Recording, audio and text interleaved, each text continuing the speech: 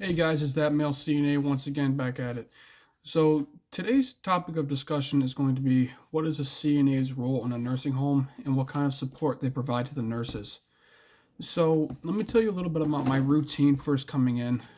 So first I start stocking my linen cart.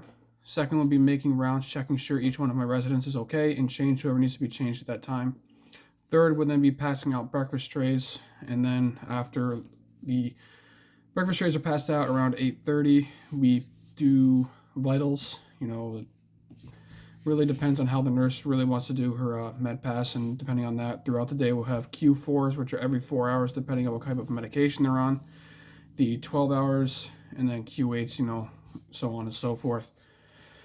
So the daily routine really consists of doing rounds, changing, feeding whoever needs to be fed, doing second rounds after lunch, third rounds between 1:30 and 2 o'clock, and then between 2:30 and 3 is when you do final rounds and like the heavier wetters and stuff like that for people that need to be changed and repositioned every 2 hours and so on and so forth.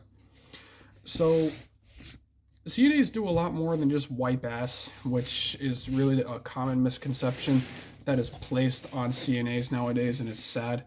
I'll see a lot of posts on Indeed and stuff like that or group things on Facebook where someone will discuss, well, yeah, the common misconception that we only wipe ass all day is pretty insulting to what we do. So, what I really wanted to get into was the emotional support we provide to the residents, because half the people that are put in there haven't seen their family in years. Some of them, other ones see them every day. We are literally the closest things that these residents have to family, and it's very unfortunate that they're just dumped in these nursing homes and the family wants nothing to do with them afterwards. So a lot of our time consists of emotional support. We also do ambulation, which works with everyday life activities, or ADLs. We do documentation, and we help the nurses doing wound care, turning repositionings, and whatever else type of care that is needed to be done with the residents. So the unit that I work on is long-term care, and I am very close with the residents. This is a recent facility that I had started at, and I'm already very well acquainted with them. I know my section very well, and my coworkers are all excellent. We work very well with each other. That was a problem in the unit beforehand because, during the whole COVID thing, all these nursing homes and long-term care facilities were very short-staffed, and a lot of people left or got sick and they couldn't return to work due to prolonged illness due to COVID-19. So CNAs are really much more than just professional ass wipers. I've said it 3 times. I think that's enough.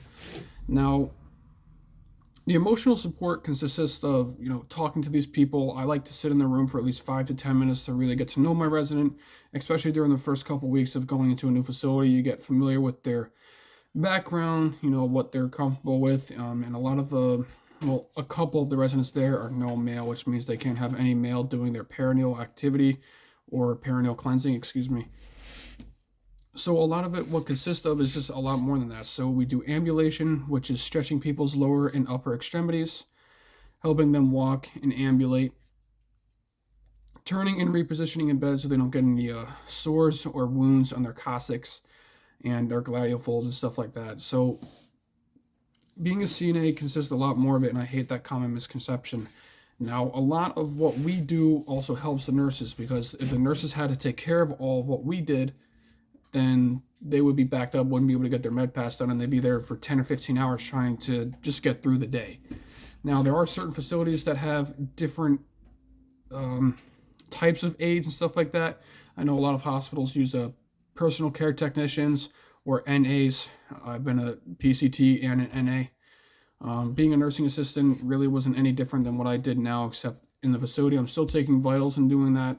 But I had to be certified to do glucose, which is testing blood sugar at the hospitals. And the personal care technician, I was cross-trained on phlebotomy and EKG, working in an emergency room setting. Now, with a lot of that, you have the emergency room techs who are doing more involved stuff. I was just getting cross-trained, but that's for a different time. Now, being a CNA, you're providing that emotional support, which is what I really want to get back to. Now, a lot of families out there are not able to visit their, extended family right now because they're COVID-19 restrictions.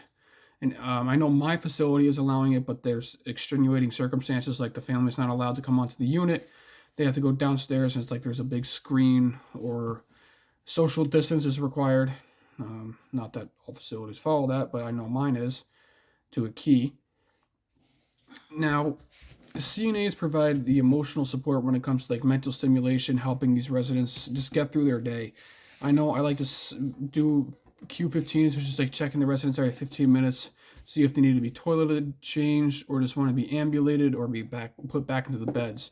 Now, also we do the showers, of course, because the nurses aren't able to do that unless they're able to help us in the long run. But CNAs, especially at the facility I'm currently at, you have to move quite quick in the morning because breakfast trays get around 8:30, and vitals have to be done between 8:30 and 9. I usually get them done around 7:10 or 7:15 when I come in. I know that's a little bit early, but it's all depending on what the circumstances are with the nurse that you have on that shift. Some of them are better, some of them are a little bit more time constraint when it came to that, because certain people have certain medication that needs to be passed out.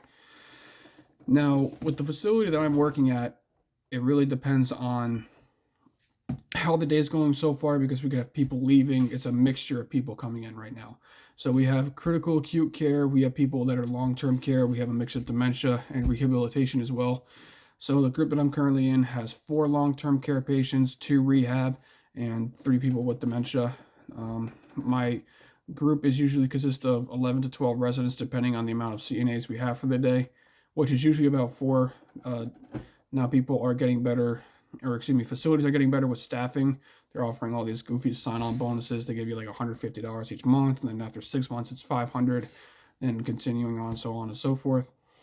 The staffing situation we're currently dealing with is excellent. My coworkers are great as well. So being a family type setting where everyone's got each other's back is a good thing. CYA, and pretty much just got through the day.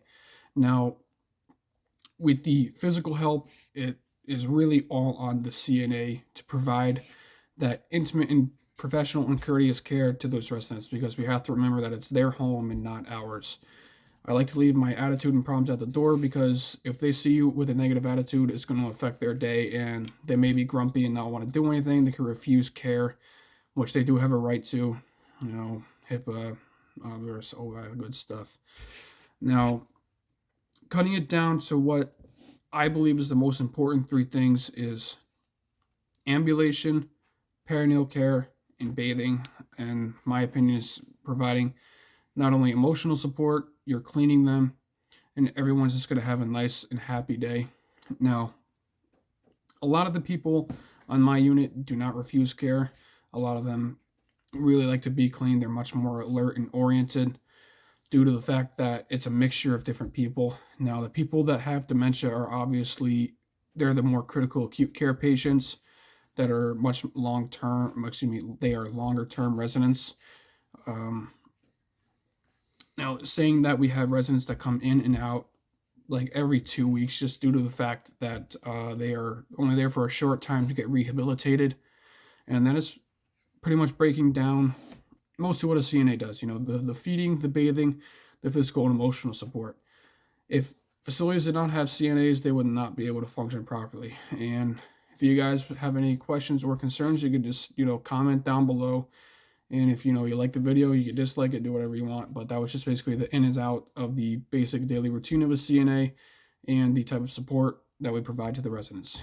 That male CNA out.